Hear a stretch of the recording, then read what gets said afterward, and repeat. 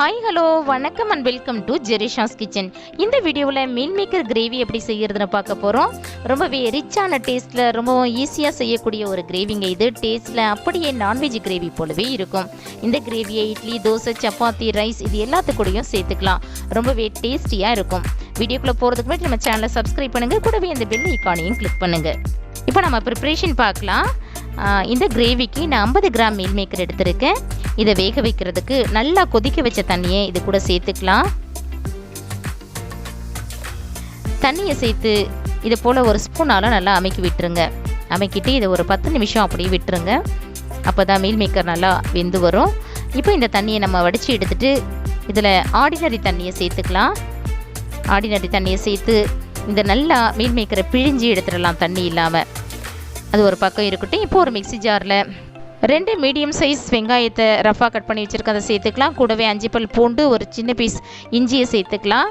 அது கூட 3 medium size தக்காளியை ரஃபாக கட் பண்ணி வச்சுருக்கேன், அதையும் சேர்த்துக்கலாம். தென் 1/2 டீஸ்பூன் சோம்பு, 1/2 டீஸ்பூன் மிளகு, 1/2 டீஸ்பூன் ஜீரகம், கூடவே ஒரு சின்ன பீஸ் பட்டை, 2 ஏலக்காய், 4 கிராம்பு, இது எல்லாத்தையும் சேர்த்து நல்ல பேஸ்ட்டாக அரைச்சி எடுத்துக்கலாம். இப்போ நம்ம கிரேவிக்கு தாளிப்பு கொடுக்க போகிறோம். அதுக்கு ஒரு பேனை ஹீட் பண்ணி தேவையான அளவு எண்ணெய் சேர்த்துக்கலாம். எண்ணெய் நல்லா சூடானதும் 1/2 டீஸ்பூன் சோம்பு, ஒரு பே லீஃப், சின்ன பீஸ் கல்பாசி, இது எல்லாத்தையும் சேர்த்து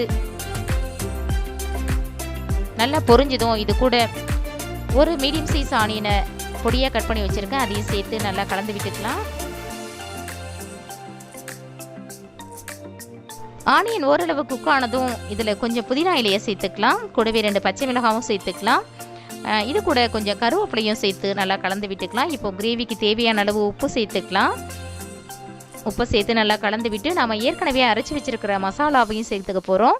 மசாலாவை சேர்த்து அதோட பச்சை வாசனை போகிற அளவு நல்லா இதை வதக்கி எடுத்துக்கலாம். இப்போ இது கூட 1 ஸ்பூன் மிளகாய் பவுடர், 1/2 ஸ்பூன் மல்லி powder, 1 teaspoon garam masala, 1/4 teaspoon மஞ்சள், இது எல்லாத்தையும் சேர்த்து நல்லா கலந்து விட்டுக்கலாம். இப்போ நம்ம ஆல்ரெடி வேக வச்சிருக்கிற மீல் மேக்கரை இது கூட சேர்க்க போகிறோம். மீல் மேக்கரை சேர்த்து நல்லா கலந்து விட்டுக்கலாம். இந்த மீல் மேக்கரில் கிரேவி நல்லா கோட் ஆகணும். ஸோ இது ஒரு 2 நிமிஷம் அப்படியே தண்ணி சேர்க்காமல் நல்லா வதக்கி விட்டுருங்க. இப்போ இதுக்கு தேவையான அளவு தண்ணியை சேர்த்து நல்லா கலந்து மூடியை போட்டு ஸ்டவ்வை ஹை ஃப்ளேமில் வச்சு ஒரு 5 நிமிஷம் நல்லா கொதிக்க விட்டுடலாம். இப்போது 5 நிமிஷம் ஆகிடுச்சு. நம்ம மூடியை ஓப்பன் பண்ணி பார்க்கலாம். கிரேவி நல்லா கொதிச்சு வந்திருக்கு. இப்போ இதில் நான் 1 ஸ்பூன் தேங்காய் விழுது சேர்த்துக்கிறேன். இது ஆப்ஷனல் தான், நீங்கள் தேவையில்லைன்னா ஸ்கிப் பண்ணிடலாம். தேங்காய் விழுது சேர்க்காட்டியும் கிரேவி நல்லா டேஸ்ட்டாகவும் திக்காகவும் இருக்கும். இப்போது மறுபடியும் ஒரு மூடியை சேர்த்து இது ஒரு 5 நிமிஷம் ஸ்டவ்வை லோ ஃப்ளேமில் வச்சு நல்லா கொதிக்க விட்டுடலாம். இப்போது 5 நிமிஷம் ஆயிடுச்சு. ஃபைனலாக நம்ம பொடியாக கட் பண்ணி வச்சுருக்கிற மல்லி இலையை இது கூட சேர்த்து நல்லா கலந்து விட்டுக்கலாம். அவ்வளோதாங்க, நம்மளுடைய மீல் மேக்கர் கிரேவி ரொம்பவே டேஸ்டியாக ரொம்ப வாசனையாக ரெடி ஆகிடுச்சு. இந்த வீடியோ பற்றின உங்களுடைய மேலான கருத்துக்களை கமெண்ட் செக்ஷனில் சொல்லுங்கள்.